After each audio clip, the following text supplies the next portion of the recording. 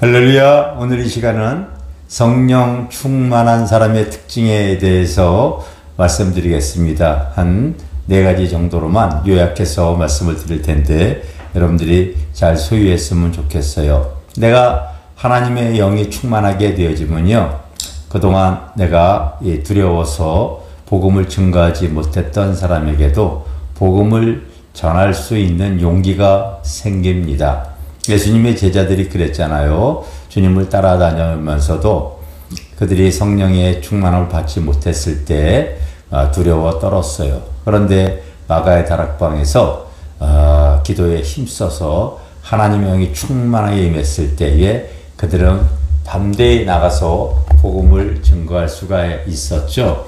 오늘날에도 대부분의 그리스도인들이 복음 증거를 회피하고 자기의 신앙을 굳이 드러내지 않고 숨기려 하고 있습니다. 왜입니까? 믿지 않는 사람들에게 있어서 내가 믿는다고 하고 복음을 증거하게 되어지면 그들이 경계하고 또 공격적으로 변하는 것들을 경험했기 때문에 그렇습니다. 그래서 할 수만 있다면 자기의 신앙을 숨기려 하고 있죠. 그러나 하나님의 영이 충만하게 되어지면은 이제는 복음을 담대히 증거하려고 합니다. 때로는 핍박이 와도, 때로는 손해가 와도, 어려움이 생겨도 그 하나님의 영이 그를 그 하나님의 복음 전도자로 이렇게 쓰시게 하는 것이죠. 그게 여러분 성령 충만한 사람에게 나타나는 특징입니다. 두 번째는 성령의 은사가 나타나게 되어져 있죠. 은사는 제가 볼 때는요, 좀 1만 가지라고 생각이 되어져요. 그런데 사람마다 부분적으로 이제 드러나는 은사가 있어요. 그래서 여러분 머리가 좋은 사람에게는 지혜와 지식과 영분별의 은사 같은 경우가 먼저 드러나게 되어지고, 또 우리가 말 잘하는 사람에게 또 자기의 유익을 위해서 방언이나 예언이나 통변의 은사, 이런 은사들이 또 드러나기도 하고, 이 활동적인 사람, 그리고 믿음이 좋은 사람에게 몸으로 드러나는 어떤 신유의 은사, 바로 이 능력의 은사, 이런 믿음의 은사들이 드러나기도 하죠. 이 은사들은 바로 자기의 덕을 세우는 것이 아니라 하나님의 일을 할 때 주어지는 영적인 무기와 같은 거기 때문에 절대로 은사가 나타난다고 해서 자랑할 것도 없고요. 교만할 이유는 전혀 안 되어지겠죠. 꼭 여러분, 은사는 바로 하나님의 일을 하기 위한 영적인 도구와 같은 것이기 때문에 그 은사를 가지고 하나님의 일을 잘하기 위해서 하나님이 주시는 것이다, 이렇게 생각하시기를 바랍니다. 금주에도 그 지방에서 그 암에 걸려서 오신 분이 저희 교회에 이렇게 찾아오셨어요. 그래서 병원에서 온몸에 암이 퍼져가지고 참 앉아서 예배드리기 힘든 상황이고 그 통증으로 고통을 당하셨는데, 오셨을 때 우리는 누구든지 우리 겟세마네 기도회에 오시는 분이면은 또 주의 사랑으로 또 아픈 분들에게 기도도 해드립니다. 그런데 오시고 기도를 받으시고 나서 모든 통증이 다 사라져 버리고 온전히 앉아있지도 못하는데 지금은 다 몸이 펴지고, 그래서 참 본인 입으로도 참 신기합니다. 이런 고백을 해요. 참 또 하나님께서 모든 암의 통증을 다 가시게 하셨기 때문에 또 하나님께서 치유의 손길을 베풀어 주신 줄 믿습니다. 또 우리가 성령의 은사뿐만이 아니라 성령이 충만하게 되어지면요, 성령의 열매가 맺혀지게 되어지죠. 갈라디아서에 나와 있는 말씀 그대로 성령의 열매, 사랑과 희락과 화평과 오래 참음과 자비와 양성과 충성과 온유와 절제, 이런 것들이 하나님이 주시는, 성령 안에서 주시는 그 놀라운 열매입니다.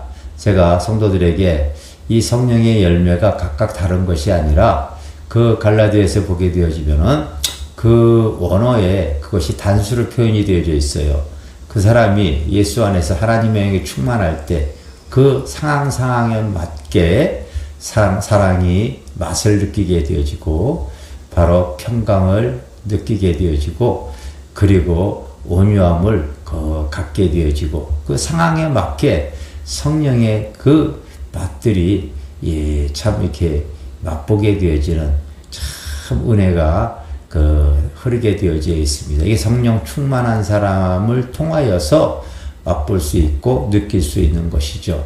그런 성령 열매는 여러분 꼭 나만 맛보는 것이 아니라 많은 사람들이 그 열매를 따먹고서 같이 그 귀한 맛을 느끼지 않습니까? 이번 주일에 참 좀 기쁜 일이 하나 있었는데 저희 교회에 와서 기도하시는 그 외부교회 권사님이 계시는데 그분께서 어떤 분을 전도를 해 오셨더라고요. 그래서 주일날 자기 교회로 그 세 가족을 전도한 분을 본인 교회로 인도하지 않고 저희 교회로 모시고 오셨어요. 그리고 저희 교회에서 이렇게 세 가족으로 등록을 시키고 잘 양육했으면 좋겠다 하고서 이제 본인은 오후 예배에 본인 교회 섬기러 이렇게 가시는 모습을 보았습니다. 참 저희 교회를 이렇게 좋아하시고 인정해 주시는 거에 대해서 제가 참 감개에 무량할 정도로 하나님께 감사를 드립니다. 그리고 성령 충만한 사람의 특징 중에 또 하나는 거룩한 두려움을 갖고 있다는 것이죠.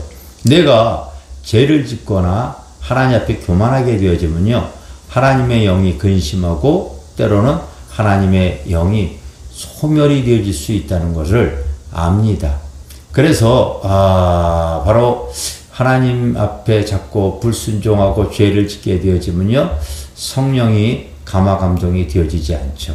하나님과 그 영적인 소통이 되어지지 않아요. 이게 영적으로 예민한 사람은 다 알고 있는 내용입니다.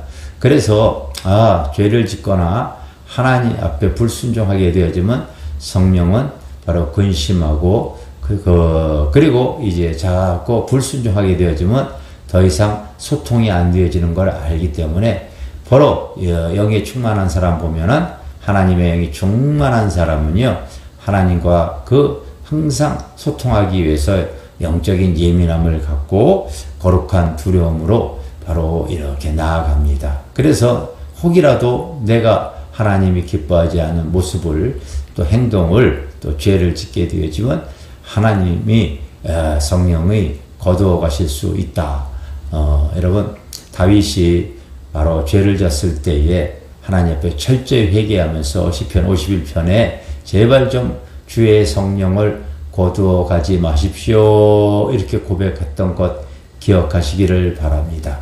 그래서 하나님 앞에 정결한 마음을 달라고 기도했던 것 여러분 아시지요? 마찬가지입니다. 그래서 성령 충만한 사람은 위로부터 오는 하나님의 능력, 하나님의 권세, 하나님의 계시, 하나님의 사랑, 하나님의 함께 하심을 항상 맛보고 가기를 원하기 때문에 거룩한 두려움을 가지고 또 이렇게 신앙생활을 하고 있다는 것을 기억하십시오. 여러분, 할 수만 있다면 성령 충만하시길 바랍니다. 그러면 이와 같은 성령 충만한 사람에게 하나님의 놀라운 특징으로 그 사람의 모습을 바로 주님의 영광의 재료가 되어지는 영광의 사람이 되어질 수 있도록 하나님은 쓰실 줄 믿습니다. 할렐루야.